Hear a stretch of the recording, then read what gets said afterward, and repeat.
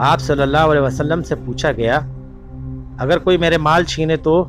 आप सल्लल्लाहु अलैहि वसल्लम ने फरमाया, तो तुम इनको अल्लाह की कसम दो, फिर अल्लाह की कसम दो और फिर अल्लाह की कसम दो। इसने कहा, अगर वो फिर भी ना माने तो? आप सल्लल्लाहु अलैहि वसल्लम ने फरमाया, तो तुम इनसे लड़ो। अब अगर तुम मारे गए तो जन्नत में होगे, अगर तुमने मार दिया तो वो जहन्नुम में होगा।